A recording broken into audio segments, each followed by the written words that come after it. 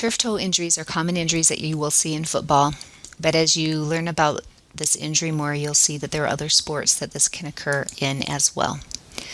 Simply defined, turf toe is a sprain of the metatarsophalangeal joint of the hallux, and you can see that here where the arrow is pointing on this reddened area of the foot.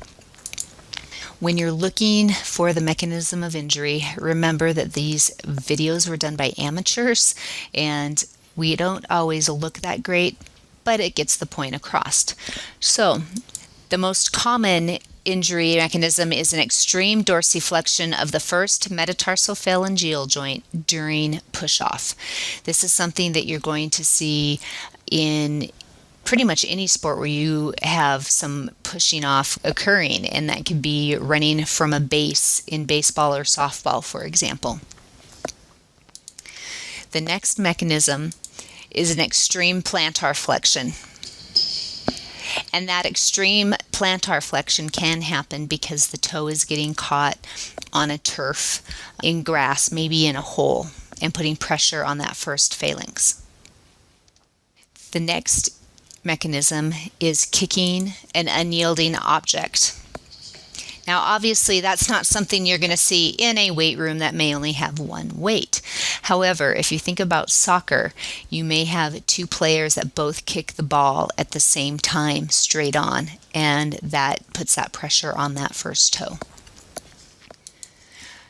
The last mechanism that you may encounter is simply sliding in a shoe. If the shoe is large, you can see this happen. And again, a shoe that gets caught on the turf, maybe a grass shoe that has longer cleats may get caught, and the toe slides and hits the end of the shoe. So when we're talking about the signs and symptoms that you're going to encounter, localized edema and ecchymosis is very common. Ecchymosis and bruising is probably the one thing that you will definitely see. Second is pain during push-off.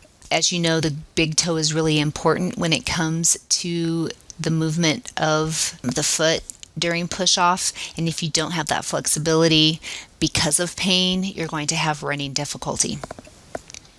You're also going to find that there's pain that's been localized to the medial lateral side of the toe. There may also be pain on the plantar surface of the joint, especially if the plantar plate has been ruptured.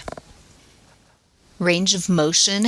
When we are talking about range of motion, remember that the toe usually is going to have about 10 millimeters of motion in either direction, that big toe.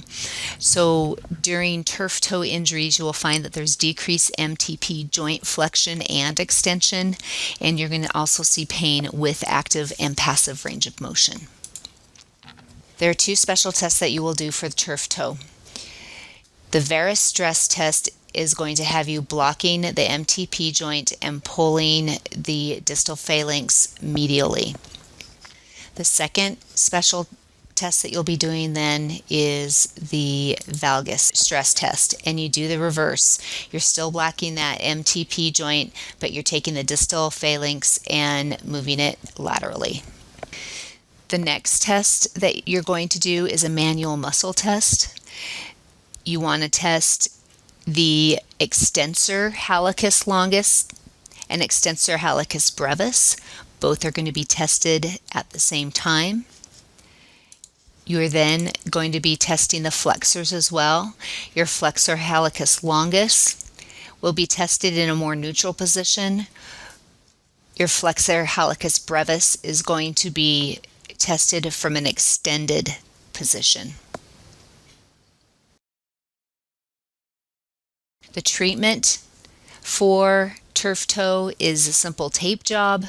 You may also refer to an X-ray to rule out fracture and proximal migration of the sesamoids, which can occur if there has been a plantar plate rupture. In summary, we want to remember that even though most commonly seen turf toe is going to be with those football players, especially those playing on turf, but it may also be an injury that you see in basketball, soccer, or field sports such as baseball or softball.